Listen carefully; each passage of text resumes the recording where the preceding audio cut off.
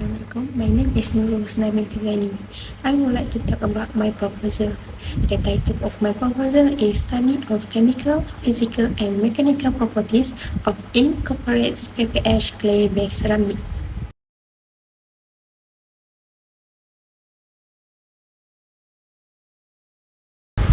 I will talk about my introduction of PPH first. Paper is the largest component of municipal solid waste, which include residential, commercial, industrial, institution, and construction and demolition waste. Paper is high consumer demand, leads to significant daily paper production and waste, much of which end up in landfills. So sometimes the production of paper can lead to the environmental risk. In-waste paper can leach out in landfills, especially when exposed to the acid rain.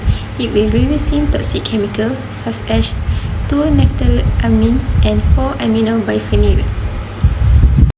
This chemical can harm river ecosystem if they enter waterways, threatening aquatic life and sustainability. So to prevent this to happen, we can recycling the paper. Recycling paper is essential for economic and environmental benefits, reducing the need for landfill disposal. First of all, we can burning paper reduce it to ash, CO2 and water vapor. CO2 and water vapor can escape into the atmosphere, leaving ash behind.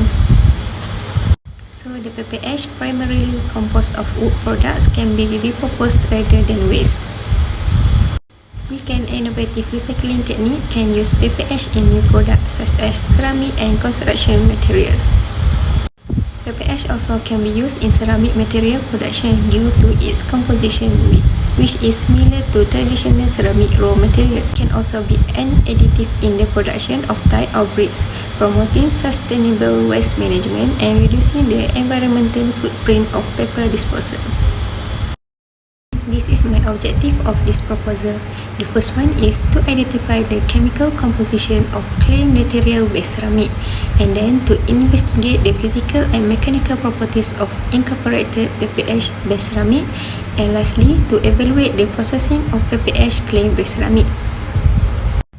This is the process of clay preparation that have 5 steps, which is milling, mixing, compacting, over-drying, and firing. First of all, to begin this process, we must selecting raw materials such as kaolin, ball clay, silica, and potassium feldspar using a receipt from literature. Use an X-ray fluorescence spectrometer to determine the chemical composition of incinerated waste ash and clay materials. After that, we must add 5 to 13% incinerated waste ash to the process according to the composition detailed in the table. And we must add dry and finally my raw materials into a dry stainless steel mixing bowl. Ensure the mixture is free from contaminants and moisture. No extra milling is required. After that, we must use a 28-liter Hobart mechanical mixer to combine the ingredients slowly for homogeneity. Gradually spray a water mist into the powder while mixing at a low speed. The moisture helps give the ceramic powder cohesion for compaction.